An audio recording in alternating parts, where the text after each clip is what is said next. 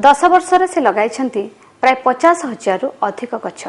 2टी झींकर माँ सी हेले पुओ नाही बोली मनरे केबे क्षोभ आणंतिनी, बरं गछ मानंकु निजर पुओ बोली मानि नै से समस्तଙ୍କ तुंडरे पालटिछंती वृक्ष माँ।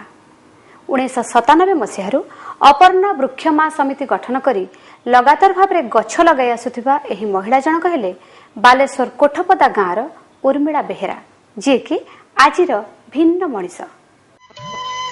दूर तालबण आकाशे शुणाए माटीर कविता किसे,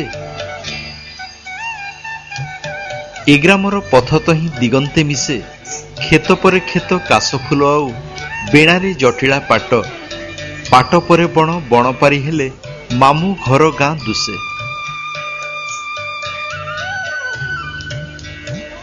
केते अपरूपा सते प्रकृतिर शोभा, मार पणत परी गछलतार सबुज पणतरे प्रकृति ढांकी रखिछि पृथ्वी को। लोकंकु देई आसीछि बंचिबार राहा आउ विश्वासर भरोसा। आज किंतु असहाय प्रकृति प्रदूषणर विष बलୟରେ।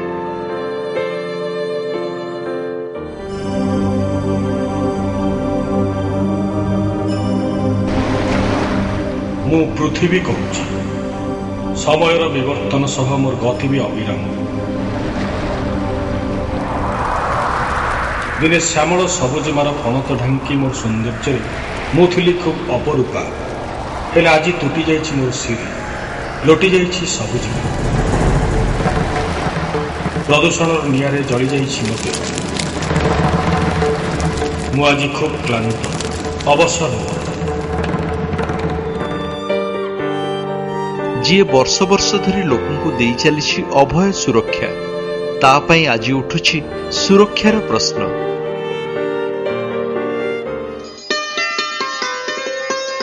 एभली परिस्थिति रे लोकंक कल्याण पई मार भूमिका नहीं आस्थिबा प्रकृतिर ए गछलतांकु निजर संतान परी बढ़ई कुढ़ई पालुथिबा भिन्न जणे माँ हेले वृक्ष माँ उर्मिला बेहेरा।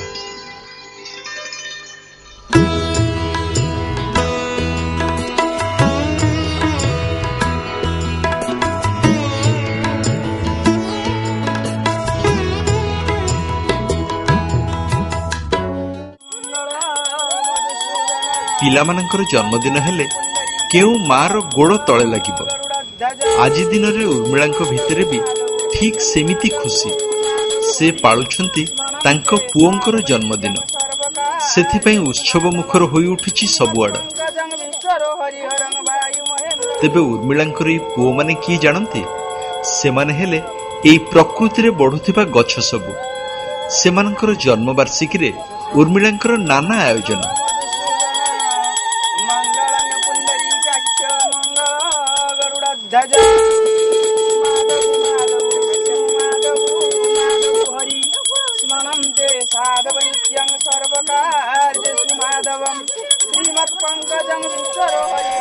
शंख घंटा और हुलहुली ध्वनि रे उर्मिलांकर वृक्ष पूजा तांको भितरे आनिछि मातृत्वर भावधारा। यह उज्जीवित करि दैछि प्रकृति सह मनीषर संपर्क।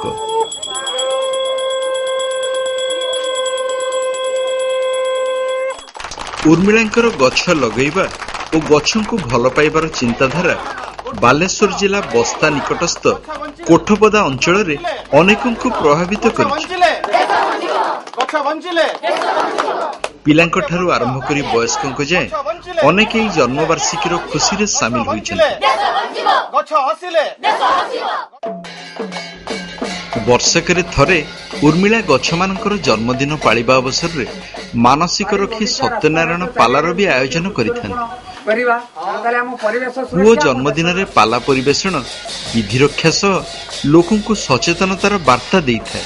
अरे वृक्षर सुरक्षा, वृक्षर प्राण, वृक्षर सुरक्षा, वृक्षर प्राण, वृक्ष मा समिति करे प्रदान। उर्मिला पीताम्बरंक सुन सपन, वृक्ष हे आमर जीवन, वृक्ष ही आम जीवन धन।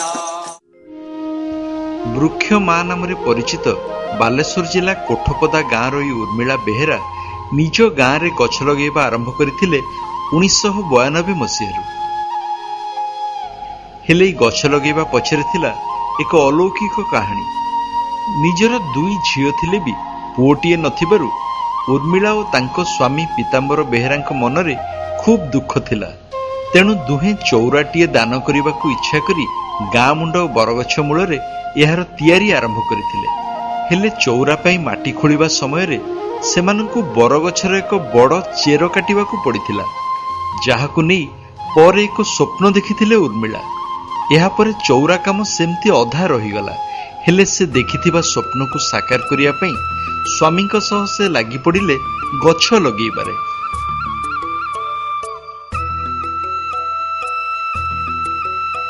ନିଜେ ଗଛ ଲଗେଇ ଚାଲିଥିବା ଉର୍ମିଳା ପରବର୍ତ୍ତୀ ସମୟରେ ଗଢ଼ିଲେ ଅପର୍ଣ୍ଣା ବୃକ୍ଷମା ସମିତି। ଗାଁକୁ ସବୁଜ ସୁନ୍ଦର କରିବାର ଲକ୍ଷ୍ୟ ନେଇ ଉର୍ମିଳାଙ୍କ ଅଭିଯାନରେ ଧୀରେ ଧୀରେ ସାମିଲ ହେଲେ ଅନେକ ଲୋକ। ବୃକ୍ଷରୋପଣର ସ୍ୱପ୍ନ ଶେଷରେ ରୂପ ନେଲା ଏକ ସବୁଜ ବିପ୍ଳବରେ। ଗାଁର ରାସ୍ତାକଡ଼, ସ୍କୁଲ ପରିସର ଓ ନଈବନ୍ଧରେ ଦୀର୍ଘ 15 ବର୍ଷରୁ ଅଧିକ କାଳ ଧରି ସେ ଗଛ ଲଗେଇ ଚାଲିଛନ୍ତି। ପୁଅ ନଥିବାରୁ ମୋର ସେ କାମଟା ଯେତେ କରିଥିଲି, ସମସ୍ତେ ବୃକ୍ଷ ମା ବୋଲି ଯେତେ ଡାକିଲେ ମନ ବି ଖୁସି ହେଲା, ଆଉ ଟିକେ ବି ସେ କାମକୁ ଟିକେ ଆଗ୍ରହ ହେଇକି ବାହାରିଲେ। ଏହା ମଧ୍ୟରେ ଉର୍ମିଳା ଲକ୍ଷେରୁ ଊର୍ଦ୍ଧ୍ୱ ଗଛ ଲଗେଇ ସାରିଲେଣି। ତାଙ୍କ ଦ୍ୱାରା ରୋପଣ କରାଯାଇଥିବା ଗଛ ମଧ୍ୟରେ ରହିଛି ତାଳ, ଖଜୁରୀ, ନଡ଼ିଆ, ଜାମୁ ଏମିତି ଅନେକ। ତେବେ ସୁରକ୍ଷା ଦୃଷ୍ଟିରୁ ତାଳ ଓ ଖଜୁରୀ ଗଛକୁ ସେ ଅଧିକ ସଂଖ୍ୟାରେ ଲଗେଇଛନ୍ତି। ଫାଷ୍ଟ ଆମେ ଏଇ ଫଳନ୍ତି ଗଛ ସବୁ ଲଗାଉଥିଲେ, ଗୋରୁ ଖାଇଗଲେ, ତାପରେ ସେ ଗୋରୁ ଖାଇଯିବାର ତାକୁ ଆମେ ଆଉ ବାହାରେ ଯାଇକରି ଆଉ ତାକୁ ବଞ୍ଚ କରିପାରିବା ନା। ତାଳ ଗଛ, ଖେଜୁର ଗଛ ତ ଗୋରୁ ଯେତେ ଖାଇନେ ବି ସେ ଗଛ ଯେ ଦିନ ହେଲେ ଉଠିବ, ତାହେଲେ ସେଇ ଗଛ ଲଗେଇବା, ସବୁଦିନକୁ ରହିବ। ସେଇ ଗଛ ଲଗେଇବା ଆରମ୍ଭ କଲେ ସବୁ। ଗମନାଗମନର ସୁବିଧା ପାଇଁ ସରକାର ଗାଁକୁ ଯୋଡ଼ି ଦେଇଛନ୍ତି କଂକ୍ରିଟ ରାସ୍ତା। ହେଲେ ଉର୍ମିଳା ଗାଁର ପରିବେଶରେ ସବୁଜିମା ଭରି ଦେଇ ପାଇଛନ୍ତି ଢେର ଆତ୍ମତୃପ୍ତି। ଅପର୍ଣ୍ଣା ବୃକ୍ଷମା ସମିତି ଜରିଆରେ ଗାଁକୁ ଗାଁ ବୁଲି ସେ ଗଛ ଲଗେଇ ଚାଲିଛନ୍ତି। ଏକ ନିପଟ ମଫସଲ ଗାଁରୁ ଏପରି ପରିବେଶ ଅଭିଯାନ ଉର୍ମିଳାଙ୍କୁ ଦେଇଛି ଅଜସ୍ର ପ୍ରଶଂସା ଓ ଅନେକ ସମ୍ମାନ। ନିଜେ ଟଙ୍କା, ନିଜେ ଶ୍ରମ ଏବଂ ନିଜେ ବିଭିନ୍ନ ଲୋକଙ୍କୁ ବୁଝେଇ ସାଜିକିରି 50,000 ରୁ ଲକ୍ଷେ ଗଛ ଲଗାଇବା ଇଏ ଗୋଟେ କଷ୍ଟକର ବ୍ୟାପାର। ତେଣୁ ଆର୍ଥିକ ଅସହାୟତା ଅଛି ଏବଂ କୌଣସି ପ୍ରକାର ମାନେ ଘରର ଅଭାବ ଅନାଟନ ଅଛି, ତା ଭିତରେ ଗଛମାନଙ୍କର ମା ହବା ଇଏ ଗୋଟେ ବିରାଟ କଥା। এই ଲୋକମାନେ ଅନୁଭବ କରୁଛନ୍ତି ଯେତେବେଳେ ସେ ରାସ୍ତା ପାଖରେ ଚଢ଼ିକିରି ଯାଉଛନ୍ତି, ଦେଖୁଛନ୍ତି ଦି ସାଇଡରେ ଗଛ ହେଇଛି, ଛାଇ ବି ରହୁଛି ଏବଂ ସୁନ୍ଦର ଲାଗୁଛି। ଯେଉଁ ସ୍କୁଲର ପଡ଼ିଆଟି ଖାଲି ପଡ଼ିଥିଲା, ଆଜି 10 ବର୍ଷ ପରେ ଯେଉଁ ଗଛ ସେଠି ହେଇଛି ଏବଂ ତାର ଯେଉଁ ପରିବେଶ ସୁନ୍ଦର ଦେଖାଯାଇଛି, ସେଟାକୁ ସେମାନେ ତିଳେ ତିଳେ ଉପଲବ୍ଧି କଲେ। ଉର୍ମିଳାଙ୍କର ବୃକ୍ଷରୋପଣର ପରମ୍ପରା ସ୍ଥାନୀୟ ସଂସ୍କୃତି ସହ ଯୋଡ଼ି ହୋଇଯାଇଛି ବେଶ କିଛି ବର୍ଷ ଧରି। ଗଛଙ୍କ ସହ ଉର୍ମିଳାଙ୍କର ସମ୍ପର୍କ ମଧ୍ୟ ମା ପୁଅଙ୍କ ସମ୍ପର୍କରେ ପରିଣତ ହୋଇଛି। ରାକ୍ଷୀ ପୁନେଇରେ ଉର୍ମିଳାଙ୍କର 2 ଝିଅ ଗଛମାନଙ୍କୁ ଭାଇ ମନେ କରି ରାକ୍ଷୀ ବାନ୍ଧନ୍ତି। ରାକ୍ଷୀ ସମ୍ପର୍କର ସୂତା ହୋଇ ବାନ୍ଧି ହୋଇଯାଏ ସେଇ ଗଛମାନଙ୍କ ଦେହରେ। ସେହିପରି ନିଜର ପୁଅ ନଥିବାରୁ ପ୍ରଥମାଷ୍ଟମୀରେ ଉର୍ମିଳା ପୋଢୁଆଁ କରନ୍ତି ଏଇ ଗଛମାନଙ୍କୁ। ତାଙ୍କୁ ଅନୁକରଣ କରି ଏବେ ଅନ୍ୟ କିଛି ଲୋକେ ବି ଗଛଙ୍କୁ ପୁଅ ମନେ କରି ପୋଢୁଆଁ କରୁଛନ୍ତି। ଖାଲି ସେତିକି ନୁହେଁ, ଗଛମାନେ ବି ଅରକ୍ଷିତକୁ ଦୈବ ସାହା ଭଳି ସୁଖ ଦୁଃଖରେ ଭାଗିଦାର ହେବାର ବିଚିତ୍ର ଅନୁଭବ ଅଛି ତାଙ୍କ ପରିବାରର। ଆମେ ଅଭାବିକ ଲୋକ, ଘର ଖାଇବାକୁ ନାହିଁ। ଆମର 2ଟା ହାଟ ପାଳି, ଗୋଟେ ହେଉଛି ଶନିବାର ବୁଧବାର। ଶନିବାର ଦିନ ହାଟ କରି ଆସିଲା ପରେ ସେ ଗଛ ପାଖରେ ଛିଡ଼ା ହେଇ କହିମି, ଛୁଆ ଏ ପାଳି ନା କୌଣସି ପ୍ରକାର ମୁଁ ମେକଅପ୍ କରିଦେଇଛି ବାପା, ଆର ପାଳିକି ତୁମେ ସବୁ ବୁଝିବ, ଜମା ପଇସା ନାହିଁ। ଆପଣ ବିଶ୍ୱାସ କରିବେନି, ଆର ପାଳି କୋଉଠୁ ପଇସା ଆସେ ମୁଁ ଜାଣିନି, ପୁଣି ହାଟ କରିବାକୁ ଯାଏ। ଗୋଟେ ମଣିଷକୁ যেভাবে ভাবে ট্রিটমেন্ট করা যায় গোটে মଣିষକୁ যেভাবে ভাবে গণা যায় গোটে গছକୁ ମଧ୍ୟ ସେଭଳି ସେମାନେ ଭାବୁଛନ୍ତି ଯେ ଗଛ ଭିତରେ ଆତ୍ମା ଅଛି। ଆଉ ସମସ୍ତେ କହୁଛି ସେମିତିକା ଆମ ଭଳିଆ ସମସ୍ତେ ସେଟା ଯଦି ଗଛ ପୋତନ୍ତି ତାହେଲେ ସମାଜର କଲ୍ୟାଣ ହବ।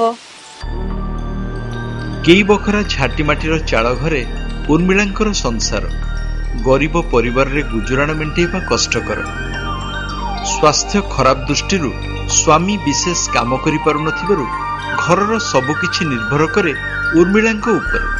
ତଥାପି ତାଙ୍କ ମନରେ କେବେ ବି ଅବସାଦ ନାହିଁ। ସାଂସାରିକ ଜଞ୍ଜାଳ ଭିତରେ ବି ଗଛ ଲଗେଇବାକୁ ସେ ନିଜର ନିଶା କରିଦେଇଛନ୍ତି। ଆଉ ଆମ ସଂସ୍କୃତିରେ ବୃକ୍ଷ ପୂଜାର ପରମ୍ପରାକୁ ଉଜ୍ଜୀବିତ କରି ସେ ସୃଷ୍ଟି କରିଛନ୍ତି ଏକ ନୂଆ ଦୃଷ୍ଟାନ୍ତ। ପରିବେଶ ସୁରକ୍ଷାର ଲକ୍ଷ୍ମଣ ଗାର ଡେଇଁ ତହିଁର ଅବକ୍ଷୟ ଘଟାଉଥିବା ମଣିଷଙ୍କ ପାଇଁ ଉର୍ମିଳା ସବୁଜ ସୁରକ୍ଷାର ନୂଆ ବଳୟ ସୃଷ୍ଟି ଲାଗି ଯେଉଁ ଉଦ୍ୟମ ଜାରି ରଖିଛନ୍ତି ତାହା ତାଙ୍କୁ ପରିଣତ କରିଛି ଜଣେ ଭିନ୍ନ ମଣିଷରେ।